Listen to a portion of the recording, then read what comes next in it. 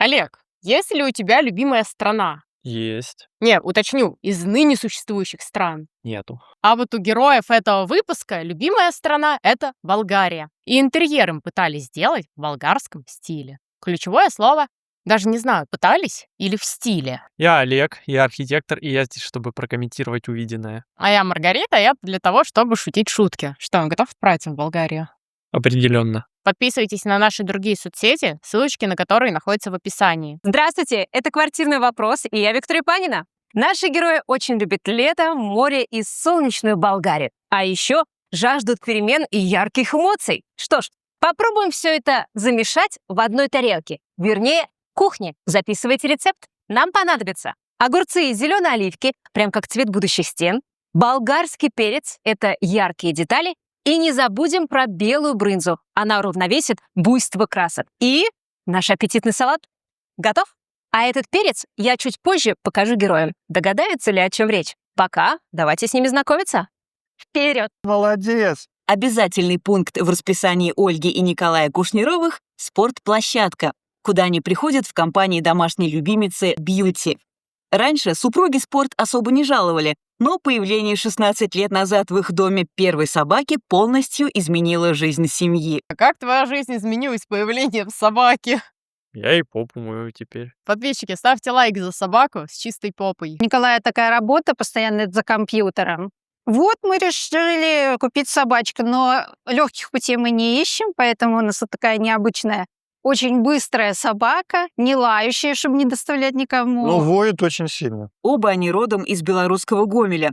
Там познакомились, поженились, родили дочь Юлю. Однажды им выпал шанс переехать в Москву. И из всех сотрудников фирмы, которым поступило такое предложение, жребий вытянул именно Николай. Начальник взял спички, одну короткую, остальные длинные. Я вытащил, и все. Наша жизнь развернулась. И я приехал сюда с одной сумкой, там штаны. Даже тапки забыл. А вот теперь расскажите мне про вашу счастливую жизнь здесь, на этой кухне. Чем она вас не устроила, почему вдруг хочется переделать? Эту кухню мы делали 20 лет тому назад в спешке, то есть чтобы можно было быстренько заехать и хоть как-то организовать питание для семьи. Поэтому очень многие моменты тут не продуманы. У нас абсолютно нету никакой подсветки рабочего места. Рабочая поверхность маленькая. Да, еще у вас есть какой-то вот этот выступ, который явно неудобен, потому что там скапливается все. Да, там черная дыра. По сути дела, стол, стулья и все как бы. А так вот, чтобы какой-то уют такой вот был, такого вот, нету. У нас как бы есть 3 места силы. Это наша родина, наша дача. Так. Было 3-е, но мы туда, к сожалению, попасть не можем. Это наша любимая Болгария, в которой... Не, учитывая, что Болгария на евро перешла, может и не надо туда попадать. Почему? Но представьте цены, мне кажется, как в Черногории. А вообще после перехода на евро какие-то экономические проблемы начались. Страна явно не была готова к этому. Да блин, мне кажется, ни одна из стран, которая переходила на евро, не была к этому готова. Нашего и друзья, и посиделки на берегу моря. И вот как-то хочется немножко вот этого вот... Окунуться в эту атмосферу. Скучаете по глазам Да. вижу. Хочется теперь это место силы, чтобы оно здесь у нас было. Подходите скорее ко мне, смелее. И вы знаете, что перед тем, как нам с вами распрощаться, я загадаю вам загадку. Готовы? Сейчас что-то будет. Это перец. Болгарский перец. Но это явно намек на нашу любимую Болгарию.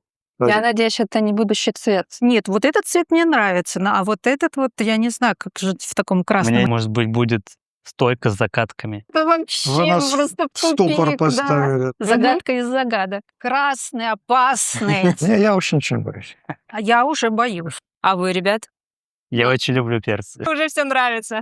Тогда я вас вместе с этими мыслями и перцем провожаю. Мы встретимся в финале. Хорошо, Да? все, пока. Пока. Все, счастливо. Пока. Сочного перца наших героев очень испугал. Если честно, я бы сама испугалась, если бы мне представили концепцию в красном перце. Но посмотрите на стол. Наши герои привезли из Болгарии эту скатерть. Она радует им глаз. Какие-то мелкие детали, аксессуары для кухни. Они все пестрые. И не клеится тогда у меня вот эта вот пестрота вокруг с их словами, что мы хотим все светленько и спокойненько. Тот же самый спокойный интерьер, когда он не нравится, запомнится абсолютно все, что не нравится. А если тот самый яркий цвет, если все сложилось, и человек чувствует себя в нем комфортно, безопасно, он будет говорить, это спокойный интерьер, мне нравится. Основа у нас белая будет. Но мы ее, конечно же, закрасим. А снова у нас белая, так мы ее закрасим. Так может, это уже не белый, если его закрасить? Мне уже интересно, что у них получится в реализации. Делаем фасады кухни зеленые, стены у нас будут полосатые, потому что полоска нас всегда относит к какую-то террасную историю, это какие-то пляжи, наверное, это золотые пески. Когда мы видим полосатые матрасы и зонтики, они нас сразу же отсылают именно вот на какое-то такое морское побережье. Мы кухню разбиваем на две части, правильно? Да. На этой стене у нас зона для приготовления пищи. А здесь у нас будет мокрая зона, так скажем. Освободим верхнюю часть от навесных шкафов и разместим сюда телевизор. А обеденный стол мы перенесем в красивое место нашего помещения. Да что у дизайнеров за любовь на кухне телевизор лепить? На кухне не нужен телевизор, на кухне общаться надо. Полностью согласен. По моему мнению, телевизор вообще нигде не нужен. Не, ну ладно еще в гостиной поставить, ну буквально, мы уже не первую переделку кухни смотрим, и везде телевизор, телевизор, телевизор. Зачем? Я не понимаю этого. Ну, конечно, у многих есть привычка есть за просмотром чего-то, но... Но я надеюсь, что вы едите за просмотром наших видео. Да. Этого эркер дополним шикарными портьерами. Так. Большой абажур, который подчеркнет вот эту вот всю зону. И еще один интересный момент, что мы будем использовать в проекте террас, потому как герои говорили, что у них второе место силы — это их дача. То есть мы, получается, и из одного места силы берем какие-то важные элементы, из второго. И еще добавим третье место силы — это их родину, Белоруссию. Как раз цвета национальные, такие же красные и зеленые. Я предлагаю прямо сейчас нам уже приступить к созданию этого места силы для наших героев. Смотрите далее в квартирном вопросе. Меня пугает, что из Беларуси они решили взять цвета национального флага. Заодно цвета национального флага Болгарии. Мне кажется, супер дешевый прием взять из всего болгарского колорита цвета флага, которые перекликаются с флагом Беларуси и с флагом Италии. И еще наверняка... Ирана. Блять, пиздец. Кухня в иранского стиля. Не, ну а что, если бы они позиционировали ее так, то можно было бы сказать, ну, получилось хорошо передать все. А Болгария, она была везде, в Византии, в Османской империи, в соцблоке. Казалось бы, такой простор для творчества. Хочешь панельку делай, хочешь гарем. А они такие, у нас полоски. Класс? Класс. Вопросе. Нас ждет Ростов-на-Дону. Отправимся туда с нашим постоянным автором-дизайнером Татьяной Одинцовой. Узнаем... Мы хотим отправляться в Ростов-на-Дону? О, блин. Что? Стулья шикарные, просто. Обожаю. Стулья. Стулья Рэй. Квартирный вопрос взялся силой дизайнерской мысли перенести 13-метровую кухню из Подмосковья на Солнечный берег. Курс намечен, строительные маяки на своих местах. Замешиваем гипсовую штукатурку, она поможет выровнять стены. Материал пластичный, легко наносится и разглаживается. Двери на кухню у героев нет, этот сценарий их жизни менять не будем. Зато входную дверь в коридоре ждут метаморфозы. Ставим новую конструкцию, надежную из цельногнутой холоднокатанной стали. Дверное полотно со стороны квартиры оформлено декоративной МДФ-панелью со шпоном дуба цвета бренди. Заметим, что дизайн-проект замену двери не предусматривал, но наш главный строитель Сергей Солопов настоял. Сереж, но я знала, что вам захочется поменять эту входную дверь. Чувствовала. Да. Зачем они меняют входную дверь? Чтобы дизайнер больше не вошел в этот дом? Вполне возможно. Меня, кстати, вот раздражает эта тенденция менять входные двери, из-за чего на личных клетках все в разнобой. Так не нужно делать. Так не нужно делать. Я, конечно, понимаю, А что, думаешь, проект этого дома предполагал одинаковые двери? Ну, любой проект дома предполагает какие-то одинаковые усредненные двери. А где людям потом брать эти одинаковые двери? Вот если бы они где-то продавались, не знаю, в комплекте с квартирами, запас дверей на ближайшие 70 лет, то люди бы и не меняли. Ну, по-хорошему, это все должно проходить централизованно, то есть ЖЭК должен заниматься вот, модернизацией личной клетки, в которую бы, по сути, должна была входить замена входных дверей в квартиру. Тут Джек не всегда подъезды моет, а ты про двери. Это уже другой вопрос. Стиркой сармирующей все остальные поверхности превратим в белый холст. Отличная база для любых экспериментов с цветными орнаментами — шелковисто-матовая акриловая краска «Парад Бриллиант». А сейчас несложный, но чрезвычайно кропотливый этап — наметить малярным скотчем полоски.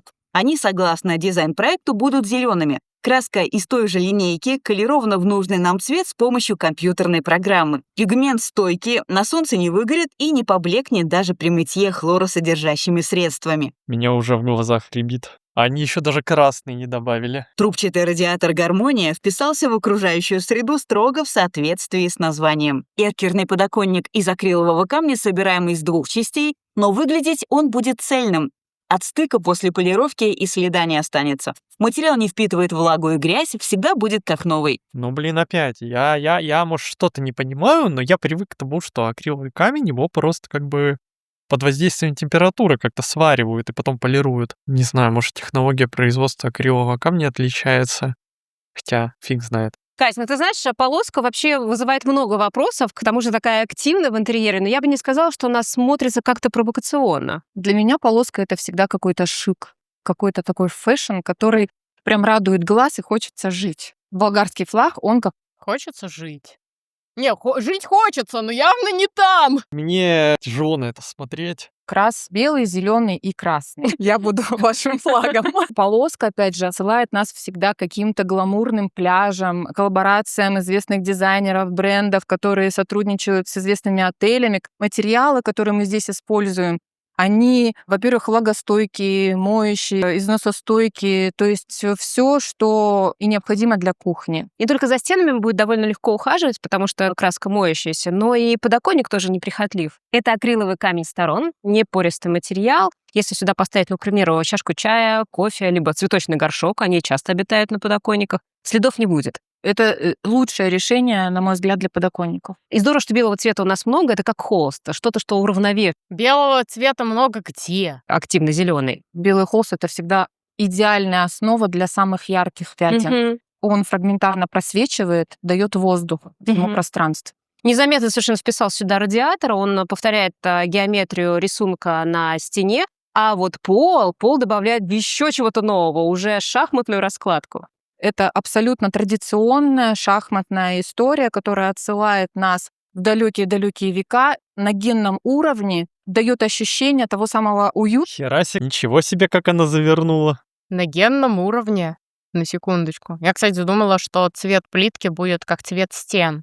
Ну, мне тоже, честно, так казалось, но хотя, может... На генном уровне что-то не сошлось. Знаешь, какая-то генетическая ошибка выскочила. Да, 47-я хромосома у этого интерьера. Ничего, пусть он и особенный, зато Свой. свой. Пространство, оно не смотрится каким-то инородным решением, что ли, в этом интерьере. Поэтому, мне кажется, это такой идеальный микс. А сейчас отвлечемся от стройки и отправимся с дизайнером Татьяной Одинцовой в ее родной Ростов-на-Дону. Развеем миф о ремонте как о стихийном бедствии. Чем быстрее завершится, тем лучше. Квартира, интерьер которой недавно закончила Татьяна, находится в самом центре города.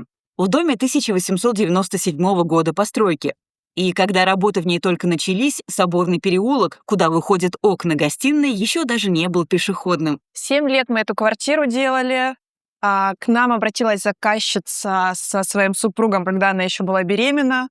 И мы ее закончили, когда ребенок пошел в 1 класс. Результатом такого выдающегося долгостроя стали крепкая дружба дизайнера с заказчицей и интерьер, в котором хочется разглядывать каждую деталь, в том числе и технические. Здесь нужно было все вскрыть, посмотреть, какие коммуникации, из чего сделаны стены, пол, потолок и так далее. Дальше мы делали встроенную вентиляцию кондиционирования. Это был один этап. Ребята зарабатывали деньги, и мы приступали к следующему этапу. Очень грамотный и классный подход, если вы хотите сделать себе вот такое жилище, свое любимое на века. Вообще, этапирование ремонтных работ в случае ограниченного бюджета — это очень здравая мысль. Поскольку и так все ремонтные работы производятся в определенном порядке, имеет смысл между этими этапами делать перерывы или, допустим, оставлять что-то на потом. Тем более, если взять во внимание то, что ремонт — это очень утомительное дело, и зачастую хочется поскорее это все закончить, поэтому в ходе этой спешки обычно допускаются очень много ошибок, которые потом мозолят глаза. Так что зачастую имеет смысл оставить что-то недоделанным и доделать, допустим, через 5 лет, через 10 лет, когда силы появятся, а не делать кое-как. А жить в недоделанном интерьере глаза не будет мозолить? Ну, это кому как. Будет мозолить, но я считаю, что лучше, чтобы глаза мозолило что-то недоделанное, чем что-то плохо сделанное. Люди не передумают за 5 лет делать именно этот проект. Вот они захотели себе 5 лет назад, не знаю, гипсокартонный потолок с неоновой подсветкой всюду. А тут 5 лет прошло, уже другие тренды. Ну, передумают, и это чудесно, поскольку наши вкусы эволюционируют со временем. И я, наоборот, считаю, что такой подход к проектированию пространства для жилья, он обогащает только интерьеры. И вообще, я считаю, не очень удачным решением делать весь интерьер в одном стиле, все подогнано идеально. Все-таки вот в этом разнообразии есть какая-то живость. Веками, как известно, существует только классика. Поэтому за основу взяли классический Блин, обожаю эти стулья. Эти стулья — это просто икона. Вот жалко только, что тут одинаковые подобрали. Я обычно люблю, когда комбинируют разных цветов. Там некоторые вот с мягкой сидушкой. Вообще обожаю эти стулья, блядь. и французский интерьер. Все без поддавков. Если лепнина, то гипсовая, с врезными розетками. Если паркет, то массивный, дубовый. Если мрамор, то натуральный. Разве что камин не настоящий, а декоративный. Вот здесь захотелось поиграть и сделать искусственный камин. Нужна была какая-то доминанта, которая подчеркнет высоту потолка и соберет вокруг себя всю композицию. Мы его придумали с хозяйкой, буквально нарисовав на листе бумаги, и он такой как будто свернутый из 2 слоев. Все двери тоже сделали высокими, уходящими в потолок, с растекловкой. Это, кстати, очень сильно обогащает интерьер. Понятное дело, что высокие двери очень дорогие. У них тут камин из натурального мрамора могут себе позволить. Это, в принципе, очень пропорционально смотрится. Ванная — то помещение, где подлинность играет далеко не главную роль. Из мрамора сделана только столешница с 2 раковинами у огромного окна, что само по себе уже роскошь. Зато стены, хотя и с рисунком под мрамор, облицованы керамогранитом. В данном случае важнее была функциональность. Мы решили не делать винтажные унитазы. Мы встроили инсталляцию в стену, ниши остались. И вся остальная стена — это хранение. Керамогранит легкий, в отличие от камня, и поэтому мы позволили себе подобное решение. Вполне себе цельной выглядит и обстановка кухни-гостиной, а уж тут-то было где разгуляться. И если кухня предельно лаконична, даже розетки встроены и не остаются на виду, то за пределами острова впору проводить мини-лекцию по истории дизайна. В гостиной роль первой скрипки у дивана. Это знаменитый флэп итальянца Франческо Бенфаре. Он появился на свет в 2000 году и символизировал, по признанию автора, освобождение от условностей. Благодаря независимым подушкам, меняющим уровни наклона, диван полностью подстраивается под нужды сидящих. Вы можете использовать их как спинки, а можете опустить, и это будет такая цельная лишь. С тем же чувством свободы от условностей подобраны и остальные предметы обстановки. Над тяжелым и мраморным столиком легкая люстра из пластика. И такая гипертрофированная в стиле постмодерн. Мне кажется, что она очень поддерживает высоту потолков и объем пространств. Рядом с торжественным роялем и зеркалом в антикварной раме винтажный торшер из демократичных 60-х. Ну и куда же без шинуазри, оно здесь тоже не лишнее. А экспозиция современного искусства из гостиной выплескивается в длинный коридор, который решили превратить в галерею. Светлое белое пространство с системой музейной развески, чтобы картины можно было менять время от времени. Хозяйка, к примеру, сделала вот эти 2 работы сама, и не только, их очень много здесь сделано ее руками. Мне это нравится, потому что благодаря квартире, которую мы вместе с ней делали, она открыла в себе вот эти художественные нотки, ниши. Они были по архитектуре, мы их заполнили полками с дихроичным стеклом, который дает вот такой радужный отсвет. Коридорные пространства не должны быть скучными, потому что, когда ты идешь долго по коридору, ты должен что-то рассматривать. По дороге можно заглянуть на призывно светящийся красный огонек за одной из фрамуг. В гостевом туалете, полном леопардов, тоже таится масса всего интересного. Например, вот эту лампу смешную полосатую мы приобрели на развале. Леопардовый ковер кожаный тоже мы купили на развале. Чехол для люстры сшила сама хозяйка. Винтажное зеркало. Ну, такой классический, но с юмором, как вся квартира. Нет, но этот интерьер просто... Да, это просто 10 из 10. Глаза радовались. Обычно мы проматываем, такого рода вставки, но тут прям приятно было смотреть. Просто волшебно. Квартирный вопрос продолжает перейти. Нет, я не хочу после того шикарного интерьера возвращаться сюда. Такой еще переход контрастный был, типа, вот, смотрите. Господи, это, знаешь, это не какая-то пляжная история. Мне это напоминает какую-то тюремную униформу. Кухни Кушнировых. Рабочая зона у нас по проекту разделена на две части. С одной стороны от входа шкафы размещаем углом и в 2 яруса.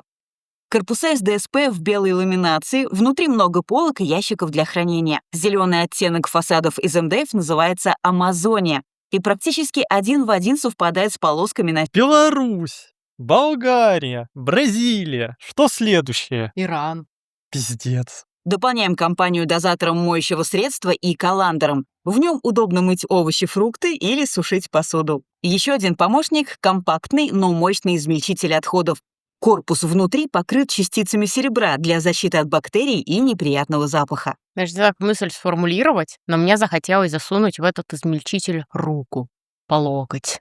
Или голову. Голова не влезет, но рука вполне. Это самое, это не камень в огород измельчить. Просто все происходящее на экране вызвало такое желание. Катя, я не могу не отметить, во-первых, как ты шикарно в красном костюме смотришься на зеленом фоне. А у тебя прекрасно зеленые глаза на этом фоне. Это рубрика «За это комплименты». Красного вообще здесь будет гораздо больше, но об этом чуть позже. Сейчас давай поговорим про кухню. В этом сезоне это самый трендовый цвет, и он отлично подошел во всю нашу концепцию. А еще обрати внимание, что это инновационное покрытие, которое не оставляет отпечатков пальцев. Мы, получается, с тобой вот на этом островке разместили все, что касается мытья. Да, все сюда для хранения. Большие кастрюли, разделочные доски, еще вот всю утварь, которая есть. А дальше мы моем эту посуду. То есть здесь расположена Посудомоечная посудомоечная машина. машина. Да, она на 11 комплектов посуды. Для двоих, мне кажется, идеальный размер. А в этих ящиках столовые приборы. Обычно для приборов одного ящика не хватает, а сюда можно уже поварёшки. Так их там 2 человека живет, в смысле не хватает? Сколько у них этих приборов? Самому организовать уже хранение под нужный размер. Здесь для хранения банок, специй как раз все разделено. Ну и финальный у меня вопрос к тебе по поводу вот этого пространства, которым мы ничем не занимали. Это место для собачки, место приема пищи будет именно как раз вот в этой части кухни. Как очаровательно. Вторую часть кухни выстраиваем как единую композицию со шкафами по краям и рабочей зоной в центре. Все в тех же цветах, что и напротив. Зеленая эмаль фасадов нанесена по специальной технологии в 3 слоя, что дает ей особую прочность. Внутреннее наполнение разнообразили удобные металлические решетки. Кать, появилась уже вторая часть кухни, сейчас мы с тобой можем... Ну и опять же, как в каждой или практически каждой кухне, которую мы тут обозреваем? Наверное, практически в каждой. Практически в каждой кухне, которую мы обозревали, тут нарушен треугольник кухонный. Вот почему это вот холодильник на противоположном конце от помывочной зоны? Почему рядом с плитой недостаточно поверхности для сервировки еды? Ну, вот я просто не представляю. К тому же, по сравнению с тем, что было, я бы не сказал, что стало больше рабочей поверхности. Вот эти вот пеналы, они тут абсолютно неуместны. Как-то, не знаю, крайне сомнительная кухня. Оценить, не ошиблись ли мы, разделив ее на 2 части. Я думаю, это Я думаю, ошиблись. Ошиблись. большая удача, когда в пространстве есть возможность разделить несколько зон. Потому что, трансформируя его, мы его увеличиваем и придаем интерес. Есть у меня опасения, что слишком большая траектория движения от холодильника, от плиты сюда, к рабочей поверхности и к раковине. У нас тут 2 шага. Мы подходим к холодильнику, достали отсюда какие-нибудь продукты. Да. Здесь мы их подготовили, Мне нравится, что даже уже ведущие заставили дизайнера оправдываться. и нарезали. Тут мы их помыли, тут мы их обратно вернули, подготовили к горячему Да. приготовлению пищи, поднесли, приготовили. Да. Ну и вот как раз дневная норма 10 тысяч шагов получилась. На стол подали. Люди, которые будут готовить с этой стороны, они не будут пересекаться, толкаться с Какие, блядь, люди? Их там живет 2 человека. тем, кто будет находиться здесь. Здесь могут готовить абсолютно вся семья, дочка, зять, Ольга, Николай. Функционально очень удобное решение. 2 колонны, в этой прячется холодильник, ящики для хранения овощей, фруктов, есть полка для бутылок, сенсорное управление, кстати, здесь LED-подсветка, морозилка с 2 ящиками, и есть еще вот такой лоток для льда. А в этой колонии у нас размещена микроволновая печь. Она также с сенсорным управлением, имеет 8 режимов, Да. в том числе разморозку и гриль. А под микроволновкой очень необычный прибор. Это ящик для подогрева посуды. В ресторанах у нас всегда, в хороших ресторанах, подается в теплой посуде. Вкус еды не забирается холодными приборами. И, конечно же, это будет очень удобно, и я думаю, что наши герои оценят.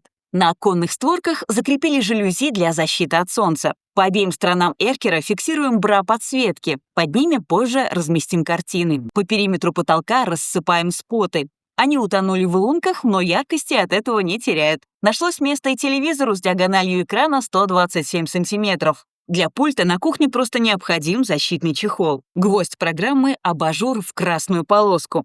Не просто источник света, но и крупный арт-объект. Это блядский цирк. Диаметром он практически повторяет обеденный стол на фигурной ножке. Эффектное обрамление для этого слаженного дуэта — плотные полосатые портьеры. Катя, есть ощущение, А вот и клоуны. что эта кухня превратилась в сцену, как будто вот это занавес, Не в сцену, а... Цирк! а это авансцена. Большой абажур, круглый стол. Это так и есть, потому что, во-первых, это центральное место. Мы заходим и сразу видим. И обрамление, вот эти полосатые шторы, они сразу же вот задают вот это настроение занавеса. Мгм. Хотелось, чтобы это был круглый стол, потому как это часть. И модель-то называется ринг. Кольцо. Мне кажется, что вот эта вся тема, она и закольцевалась. Да, вот этот вот центр притяжения хотелось подчеркнуть абажуром, который был сделан специально на заказ и напечатана вот эта наша красная полоска на ткани и создан именно нужного размера, который хотелось. Ну, на шторах же у нас тоже фотопечать. Да, потому что на самом деле полоска — это большая редкость, и если искать отделочные материалы, то их проще создать. Еще здесь очень много сценариев освещения, наши герои смогут этим играть. Мы можем полностью погасить весь свет и использовать только LED-подсветку над рабочей поверхностью. Это будет такое интимное какое-то освещение. Можем использовать освещение только одного абажура. Можем включить весь свет, когда это необходимо. И LED-подсветку, и ленту, и все лампочки для спотов, и даже та лампочка, которая здесь в абажуре, мы заказали у одного производителя, у бренда IEC. Да, это очень удобно, когда ты проект можешь полностью комплектовать в одном месте. Да, но они идут. Она так по поводу каждого спонсора говорит. Не верьте ей. Если честно, мне кажется, ей никто и не поверит после увиденного. Долговечные, ты посмотри, лампы не пульсируют, очень приятный свет. Впереди зима, 9 месяцев серого цвета, и солнца мало, но хотя бы вот этим светом искусственным на кухне ты можешь себе добавить настроение. Мне кажется, в этом интерьере вообще не будет интересно, какая погода за окном, какой сезон, потому что здесь все время жаркая какая-то пляжная история, поэтому я думаю, все будет хорошо. На каких пляжах отдыхала дизайнер, если они вдохновили ее на это? Плетеные стулья в этом уголке смотрятся очень органично, как на дачной террасе. Компактный тостер пригодится во время завтраков, а чайник Опять розетки слишком низко. Почему? Скажи, сколько надо сантиметров? 10 сантиметров минимум. Минимум 10 сантиметров от рабочей поверхности. Не меньше, но не больше 15. в любое время дня, с утра до вечера. Ну и куда же без символа этой переделки — красного болгарского перца и намеков на него. Стол сервируем на 4. Скоро за ним соберется семья в полном составе. Мне кажется, после увиденного им понадобятся не бокалы, а стопарики. Смотри, они сделали на входе в кухню шторку. Мне кажется, если уж они хотели передать какой-то дачный вайб, могли бы повесить такую деревянные висюльки. Да, которые еще звенят. Да-да-да. Мне кажется, И они бы не испортили тут ничего. буквально. Не, они бы даже улучшили. Стулья красивые. Я ожидал худшего, когда они сказали, что будет террасная мебель. Спасибо, что не пластиковые стулья. Это уж совсем, чтобы погрузиться. Куда? В Болгарию. Да, а это было бы концептуально. Еще пепельницу на стол Да. вместо бокалов. Вот это Болгария! Кухня до этого выглядела куда больше. Да, но мне кажется, просто за счет того, что много пространства было не использовано. Да и, не знаю. Мне кажется, музыка должна была быть па-па-пара, па-пара, па-па-пара, па-пара. Па-па-ра-ра-па-па. Кать, мне кажется, это не просто рисунок твоего авторства, это окно в Болгарию. Да, это здорово, когда можно сделать такой штрих, именно свой почерк оставить, роспись, автограф. Но самое главное, что ты им здесь оставляешь, это бесконечное путешествие в их любимую страну. Давай еще раз вспомним, какие ингредиенты мы использовали для создания этого болгарского салата. Основной ингредиент — это красный перец, Так. красный и зеленый. Это Мгм. наши основные цвета. Белый, как вспомогательный, он идет третьим цветом у болгарского флага. Из этого у нас сложилась основная цветовая концепция. Вторая идея проекта — это отсыл к даче, к террасе. И здесь все напоминает наша полоска, которая всегда используется на каких-то пляжных матрасах, зонтиках. Это всегда воодушевляющая, по крайней мере, для меня история. Мы поддержали и усилили эту идею, используя плетеную мебель. Это нетрадиционное решение для квартиры. В этом пространстве есть эркер, и он диктует нам правила игры. Эркер — это всегда красивая история. Мы ее выделили предметами мебели, освещением, текстилем, цветом, симметрией гигантских кашпо и Мгм. кустов. Вот эти растения большой формы, они тоже создают такую атмосферу улицы. Это же точные ботанические копии. Это как-то ужас. Мало того, что просто цветы — это пылесборник, так они еще и пластиковый пылесборник поставили. А в чем пылесборник? Надо просто листочки вытирать. Хотелось бы вытирать листочки. Но если бы у меня были фикусы, то да. А так у меня нет фикусов, потому что я не хочу вытирать листочки. Еще раз готовить, тут мыть, тут Да. еще готовить. Тут сразу же праздновать. Каждый подумает, что здесь найдется место для него. Даже Бьюти так подумает. Да, и нашлось место и для ее кормушек. Подталкивают к переменам в настоящем. Когда я делала крышу, демонтируешь все, такой вид открылся, что его закрыть просто было невозможно. Сегодня квартирный вопрос сделал еще одно место силы для наших героев. Они большие любители путешествий, и на этой кухне мы создали для них атмосферу курортной Болгарии. Наши герои уже здесь. Идем их встречать. Здравствуйте! Как я рада вас видеть! А мы-то как рады. Какой у вас торт шикарный! О, это же предмет-загадка! Да, за время пути он успел подрасти. Есть ли у вас какие-то догадки, что вас ждет дома? Поначалу у меня была изба-мазанка, а сейчас вот, я думаю, серая кухня и красная столешница. Так.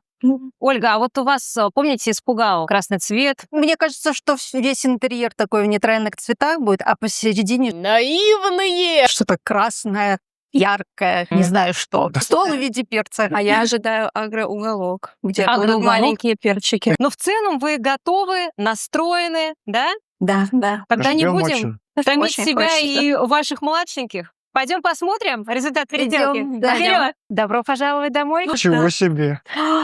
Красотища какая. Бьюти, посмотри, какие у тебя миски шикарные. Воды надо налить, да? Вот это питьевая вода, да? Там у нас фильтр, да. Миску давай. Вот по-хозяйски, я понимаю. Ольга вернулась. Она у нас просто переволновалась, бьюти больше всего. Интересно, как. А вот это что такое? У вас посудомоечная машинка. Какая замечательная. А где мусорка? Нам так и не показали, где мусорка. Будем надеяться, что она в хорошем месте. Что все места хорошие. Ну да, мы как бы Ну, это... если честно, мы ей не умеем пользоваться. Научитесь. Помощники у вас тут есть? Под раковиной вы еще не посмотрели. О, фильтр. Ой, а вот это что за агрегат? А это измельчить. Где наш дизайнер? Будем его сейчас целовать. А давайте, Кать. Мне кажется, он хотел не целовать, сказать, а, например, придушить. Не, ну, знаешь, эффект новизны людям, когда они вот видят что-то такое вот новенькое, еще вот техники куча, вот, ну, любому бы понравилось, но претензии, если и возникают, то потом. Хотя, может, им действительно нравится, может, им уютно в таком пестром интерьере. Тут тебя поцеловать хотят. Спасибо вам большое. Очень красиво, очень удобно. Спасибо. Да. Первое впечатление у меня, конечно, было шикарно. Потом непонятно. Следующее, как в этом жить. Потом, когда начали рассматривать поближе технику, все это же надо все выучить, научиться этим пользоваться. Работа непочатый край. Мне кажется, что очень удобно будет, с одной стороны, рабочая поверхность, где можно подготавливать, а тут можно все это запекать, жарить, парить. Но вот насчет кухни, я не знаю, я не уверен, что это удобно. Извините. А за что извиняться? Мы же абсолютно открыты. Вот для этого и существует этот момент программы, когда уже вы можете поделиться абсолютно честно своими. Они поделились, давай и мы поделимся. Ну, а что тут сказать? Это какой-то цирк. болгарский. Мне добавить-то нечего. Да что, в целом, стены перекрасят, а так, то, что плиту поставили. Плохое место. Ну, неудобно, но как будто бы до этого удобнее было. Привыкнут. Ко всему можно привыкнуть. А ко всему человек привыкает, даже к виселице. Подергается и привыкнет. И на этой позитивной ноте мы с вами попрощаемся. Всем пока. Следующий выпуск через неделю.